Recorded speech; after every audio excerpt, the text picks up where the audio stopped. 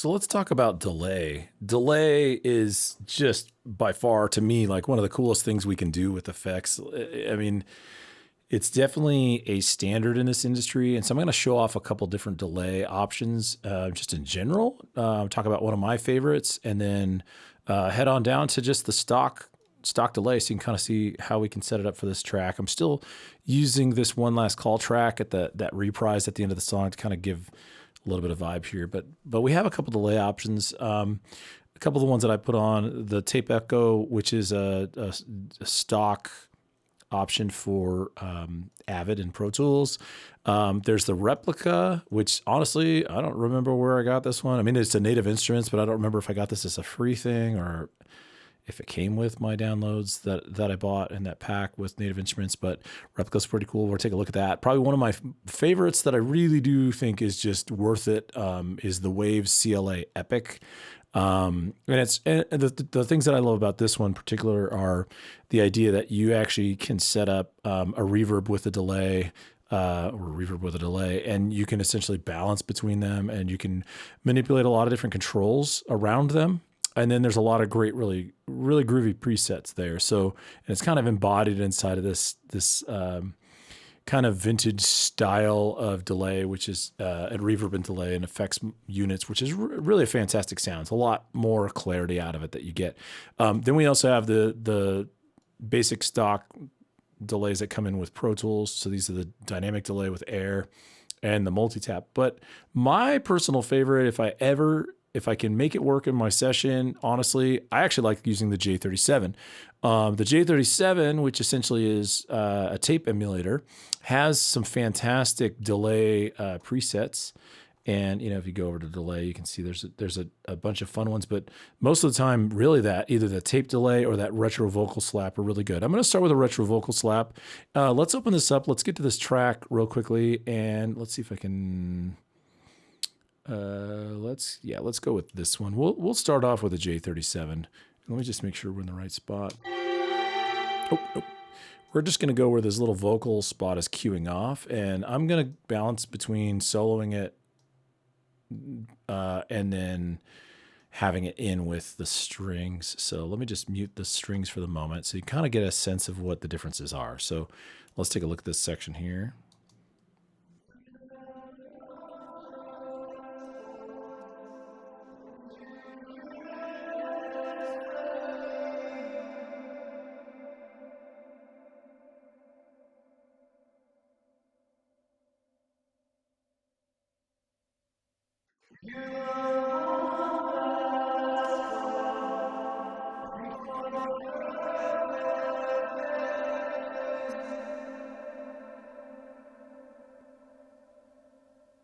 A couple things that could be changed on this, and actually, let me just kill the reverb just for a moment because the effects are all tied into a group. But if we just kind of isolate this this delay that's coming in on this vocal on the J37, there's just some basic parameters, not a whole lot being changed here.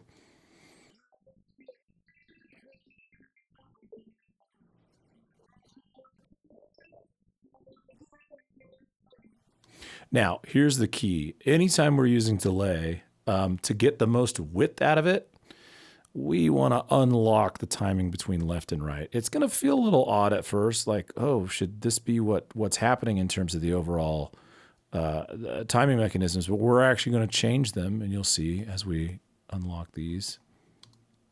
You're the wondrous voice, and you can't explain.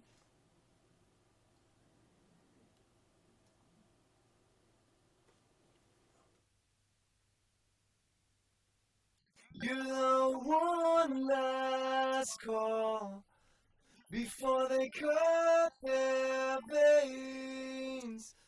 Okay, good. So what we wanted to be able to do is get a good left-right version out of that. You can see by just adjusting that timing. Now we just kind of have to be just enough outside between those two to really get that vibe. The Haas effect, which usually has the ideology of your brain manipulating information and reflections coming in, which says anything inside of 30 milliseconds is not really reported as a separate sound, which kind of means that a lot of times we want to just be somewhere around that range between these timings. Being too tight with these, we can't be just one or two off, or maybe even 10. We really got to be closer to that 30 plus. We could get pretty wide, but then it gets kind of weird, and you get the timing between left and right does feel uniquely different. But in the mix, it won't. So like as a representation of that, if we go back and throw this in with the strings, well, I'm sorry, I'm going to preview it before right now by itself, and then go back and put it in with the strings. And then what you'll notice is the effect is more audible. It's not as distinctly more different on left versus right. So listen to it. You're the wondrous voice. You're the wondrous voice. You're the wondrous voice, and you can't explain.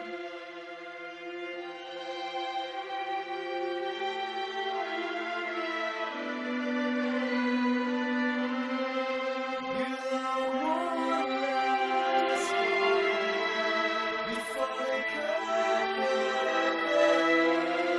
Now, back to the reason why I like to use the J37. The J37 is a good option to me because you really, first of all, the simplicity of controls with the delay are really just pretty much how much volume, and then what are the delay times. Now the sync actually matches it instead of in milliseconds. It's going to put this in form of is it a quarter note, is it an eighth note, and it will lock to your tempo to be able to do that. So like if we click to sync, it's going to give you this quarter note triplet, this eighth note.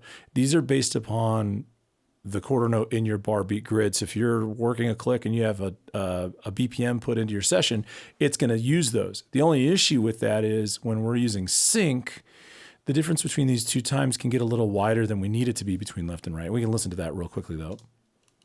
You're the wondrous voice, and you can't explain.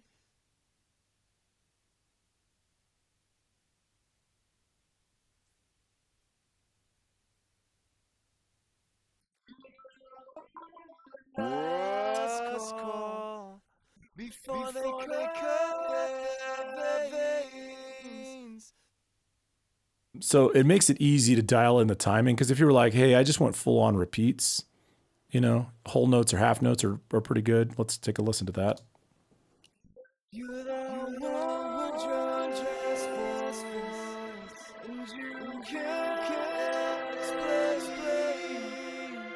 Other beauty of the J37 is we can also do a little bit more than just that. One of those things we can do is we have an EQ filter available. We can also get some grit off the tape. We can do, with more tape saturation. Essentially, by laying into the tape, we begin to adjust that piece. So let's take a look as we drive it a little hard.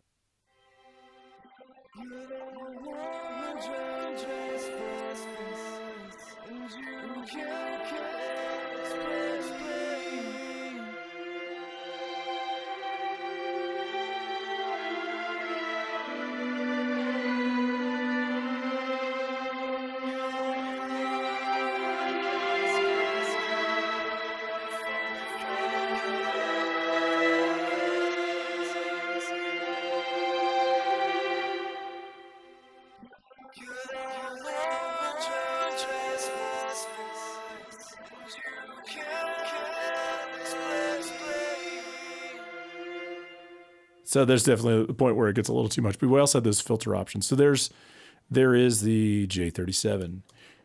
Let's go take a look at some other options. And so when we're looking at delays, there's some basic set of features that are really available to us in most cases. But the reason why you're going to want to use one plugin over the other sometimes is the ease of control, or maybe the simplicity of what it's doing, and also at times the complexity of what it's doing. In this instance, if we go to Tape Echo, you'll notice pretty quickly there's some things that are limited, and it has some elements where you are going to go, that's pretty much just the sound of that tape echo. And so let's take a look.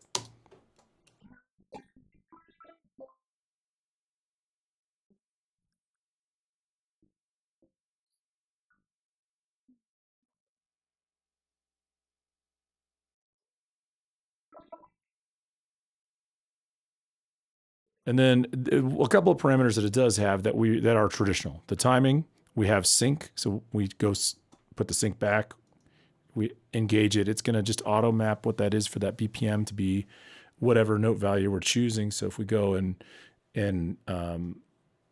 we go choose some quarter note triplets,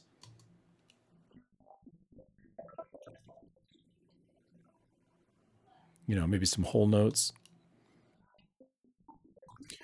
Now, the other thing is feedback is a feature where it gives us how many repeats are we going to have once that kicks around. So if we turn that up, we're going to have an infinite amount almost of just continuous repeat.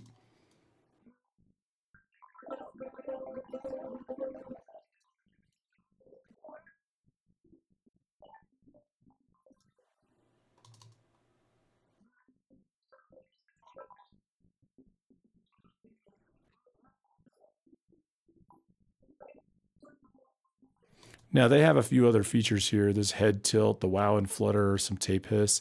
We can put some tape hiss on.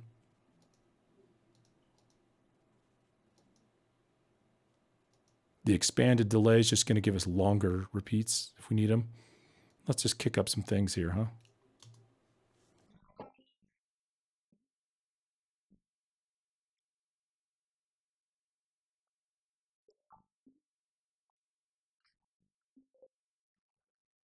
So the downside to the wow flutter is it's got to add a tune when it comes through, but that's it in a nutshell. So we have this tape echo option. The record level edition. There's like one other thing in here is really going to be a matter of like how much volume we're putting into it. And so again, because it's supposed to be tape echo, we can hit that saturation point, and that gets us a pretty good and pretty substantial amount of saturation and warmth, but then sometimes some nice light fuzz. Now going into some more of the modern ones, the CLA Epic, which I think this has only been out for like a year or so. This one's really groovy, but we have to keep in mind two things that are different about it. One, it has more controls, so we have to be mindful of what we're using with those controls, kind of have some understanding on what's going on with those particular control features. And the other thing is we have to realize that there's actually two effects engines taking place all at once. And so notice we have a plate, which is a reverb, and we also have this tape echo. The other thing I'd say that I noticed that's very specific about this is essentially from Chris Lord-Alge and his whole line of things from Waves. And one thing I picked up and immediately started as soon as I started using it is that it's realistically the amount of reverb and delay that you should have in session.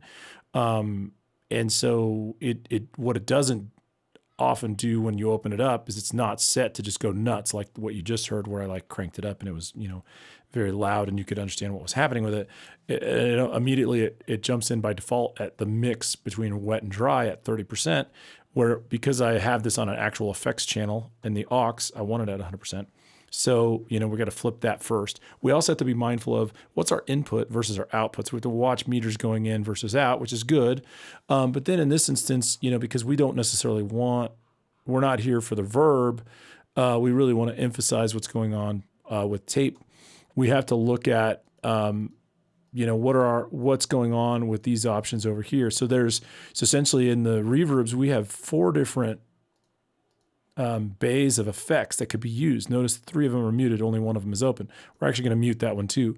And in delay land, we have other delay options that are also here, and we can cycle through them, pick out which one we want the best, and fade it up. There's a lot of parameters in here. Again, you can see the milliseconds, the sync option is there. And this is also a dual engine where it's a left-right where we can actually adjust that stereo. And then we have a high pass and a low pass so we could filter it. So we have a whole bunch of tools right here all at once, but that also makes it a little harder to dial in. If you're lost, you can always, load up some CLA, presets. But in truth, let's just take a few things into context here. Most important thing is going to be how much volume, input versus output, and what's our left versus right in terms of our timing. So let's immediately go there. I'm aiming for some shorter delay here anyway. So let's start there, and then I can cycle through some different presets and parameters that are available, and we'll check them out. Here we go. Voice, and you can't explain.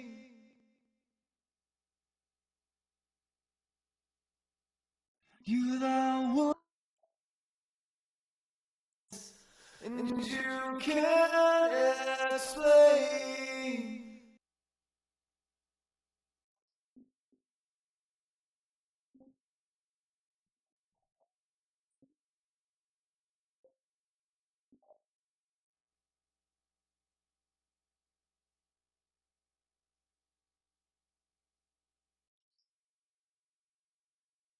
Last voice, and you can't explain. You're the wondrous voice.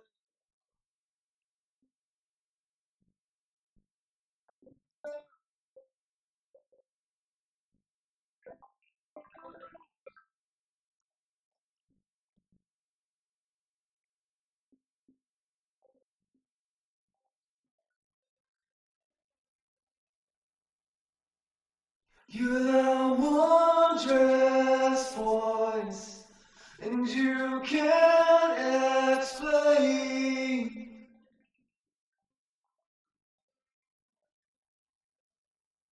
You're the wondrous voice, and you can't explain.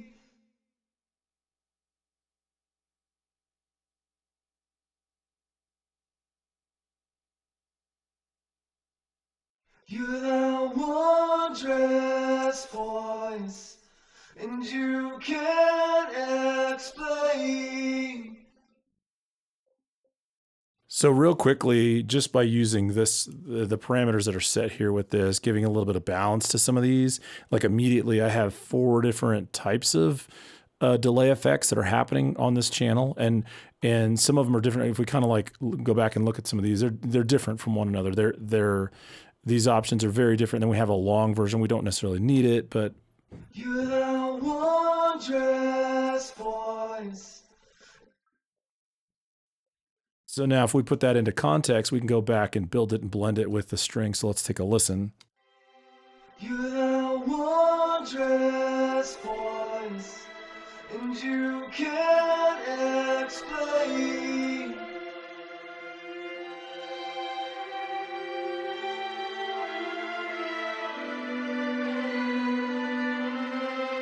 You're the one last call before they cut their veins. You're the wondrous voice, and you can't explain.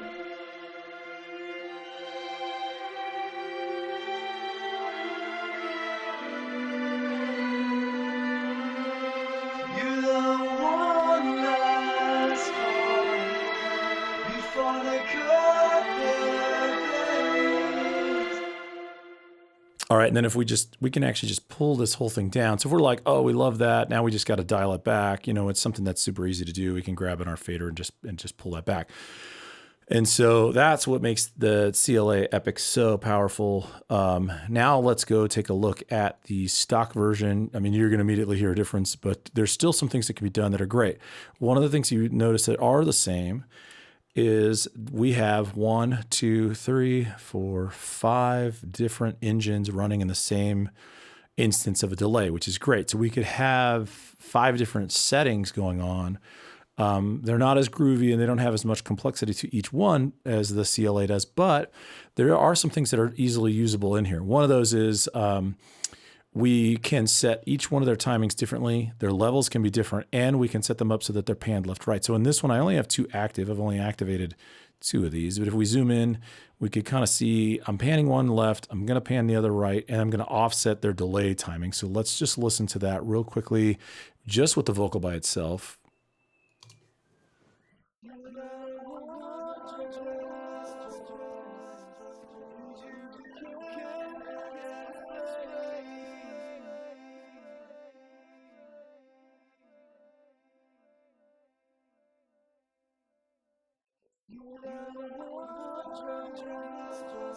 Now here's the a couple things we have to do with this is we have this high cut, low cut option. And again, like we talked about when we were talking about reverb, we have to dial in those highs so that the S's and the T's aren't essentially just splashing everywhere. But I'm going to turn it off just so you can kind of see what it's like without it and then listen to what it does.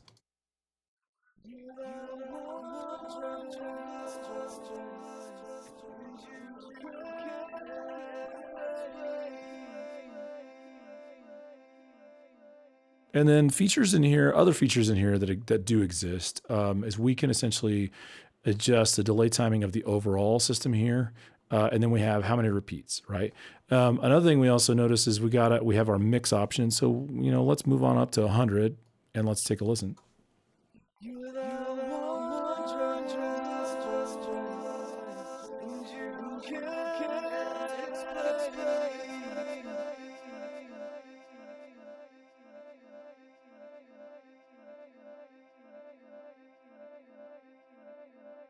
You're the last call before they cut their veins. So kind of looking at a couple things. Well, one of those is what is cool about this, what I really do appreciate that they did with this one is that whatever timings you have in each of these, even if they're different, when you're moving this one, it's moving them all in relationship to each other, which is fantastic, which means you can make small adjustments to the group as a whole, which sometimes is needed depending on what's happening. And if we needed to automate that, we absolutely could. The other thing that's actually really great about this is that if you notice with the feedback, we can essentially go to a kind of an infinite feedback where it just continues to come back and back and back. We get those repeats. Typically what I always kind of just advise, listen, your percentage of feedbacks in the mix is usually roughly about how many repeats you're going to hear if you just take away the second digit or the 10th element, so that you essentially, if it's a 30%, you might hear 3 recalls when it's in the mix. So let's just take a listen and listen for how many times you hear it repeat.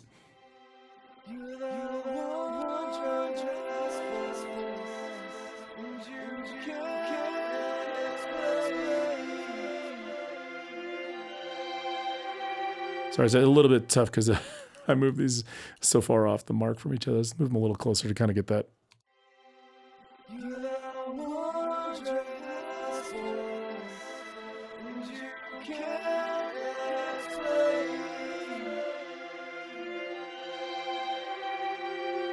Yeah, so if you listen to the very explain, that's how many we're going to get. Typically if we're doing 30%, we're going to get 3. If we're going to do 40%, we're going to get 4. At 50%, we're going to probably hear 5. Eventually it gets to this infinite number. But also the other thing that helps us with that is we need it nice and tucked into the mix. So we're also going to just keep an eye on one other thing with this is we also want to make sure that we tuck it into the mix nice and gently where it feels good. It's not overabundant. I think this is it's not hard. It's just this is one of those times where it does take listening to your effects and under kind of like a microscope through different devices. So like what I like to do with effects is like getting that sweet spot, tuck it in. So it's like, I tend to love having it out more because I'm always used to hearing it, and then tucking it away, but then listen to it in my mains, go listen to it in headphones. What I also like to do with it is sometimes I'll just put my headphones on the desk and turn up my headphones so I can start to hear them just from me sitting next to them, not with them on me, and try to listen to how much effect it feels like it has. Then, an easy go-to is just send it to your phone and listen to it on your phone. Every now and then what I'm doing, if I'm doing a lot of mixing, is I'll just bring in one of those USB can speakers and just put that in the mix in my room so I could just kick it on anytime I want to just audition. And I'm just listening for the reverb tails and the delay tails, all those repeats. Are they in the way? Are they a little too dominant? We can thin them out in EQ. We can do a couple different things with them, in that way that'll help that. The last one I want to point out, so there's that one, is this use of the dynamic EQ. This is essentially, or dynamic delay. This is essentially a delay. This is a singular delay. And what it's going to do is this is going to give us a lot of times to make it easy. This is our long repeat. I know we've had long repeats on some of these, but if we just kind of made all these real fast, we kept them in the fast lane, and we go look at, using this one. And so, I'm sorry, one quick switch here with that is let's let's tighten the speed up on this one, and then we'll move to the other one and open it up. You have a wondrous voice, and you can't explain. Okay, cool. So now what we're going to do is we're going to go over here. And what I already have set up on this one is essentially a whole note. I've synced it, so we're using the BPM timing. I've set it up to whole note repeat. And there's a couple things we could do in here because we can adjust the EQ, but just to kind of make it faster and kind of show you, what we can do with this. I set my mix to 100%. I got my feedback to about 60. So again, we're like thinking about good 6 repeats or so. But I've added an EQ on the post side of this, and I'm doing a bandpass filter, which essentially is just I'm adding my high pass and my low pass filter, and I'm rolling them in. And I can do that again for you so you can see it. So all I'm going to do is set my Qs all the way up to 24 dB per octave and activate these, bring the low frequency in. So it's going to eliminate all the low frequencies over here. We're going to eliminate all the high frequencies up here. So this repeat is going to have some authentic vibe to it. But there's one thing that has to be done to it. One more step that has to be done to it. So actually what I'm going to do is let me mute my reverb. Let's listen to this just for a second. You have a wondrous voice, and you can't explain.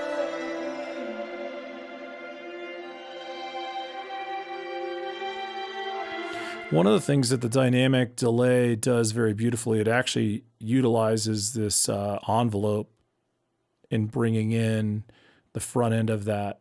So you notice when you listen to it, it kind of sounds like it's swelling. And it does a really good job with that. I feel like in the stereo mode, it makes it feel really dynamic.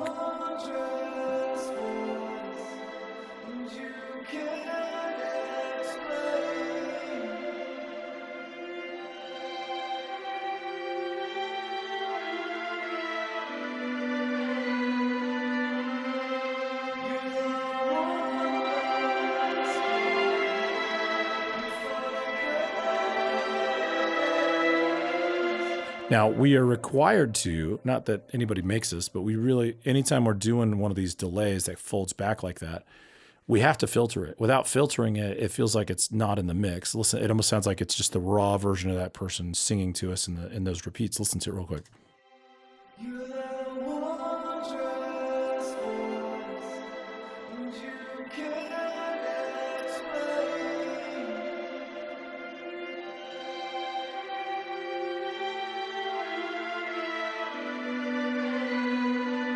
So it's kind of boring. So what we're going to do is we're going to filter it.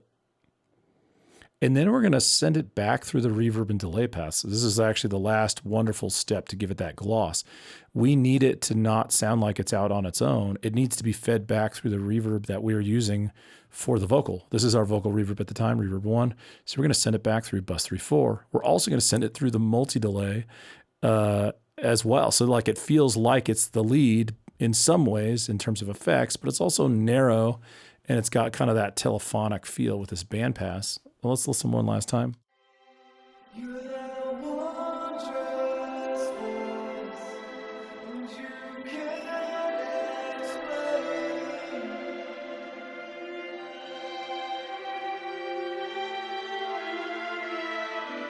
And it depends on, I would say the other thing too here that you have to be mindful of is when you're building these, the vocal has to kind of be designed around it. Like the vocal has to be built for this. So like you have to have open space and open lanes. It's like a lot of times I'll have like a client come in and go, I want a lot of delay repeats on my vocals, but then they've built these vocals that the vocals are too moving. There's too much activity in the vocal. There's no gaps to let the delay breathe. It's like, well, that delay repeat feels best when it has an opportunity to be heard. And the only way it really does that is if there's an open space for it. So like the way that we broke this up with that vocal is very specific to be able to do that. I mean, this is the line, gap, line, gap. That's exactly how we build it for that. So we could do it that way, and then we have that option. And again, we could toggle through these. Actually, what I'm gonna do is I'm gonna push play and toggle through the delay types that we had in that other set.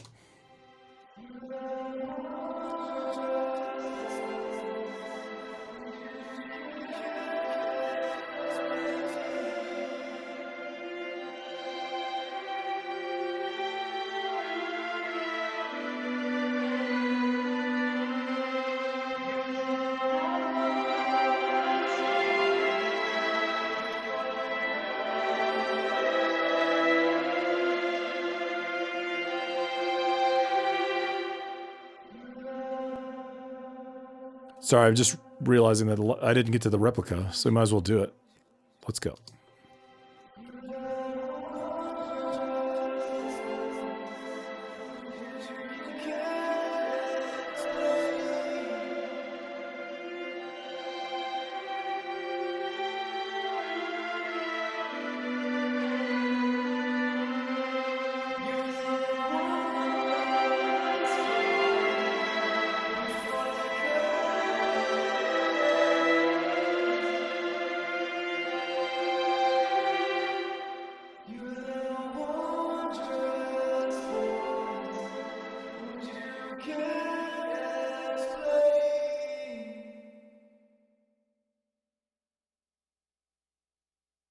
A couple things I already like about this. If that little bit of a ring that takes place after the vocal.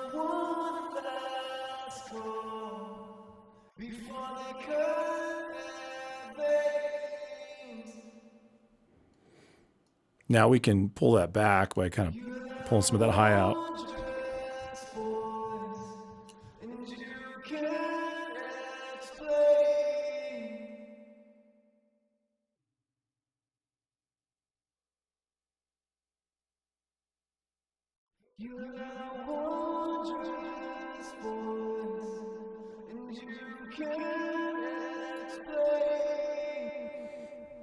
Yeah, so you can kind of see there's some options here. There's definitely some options with delay.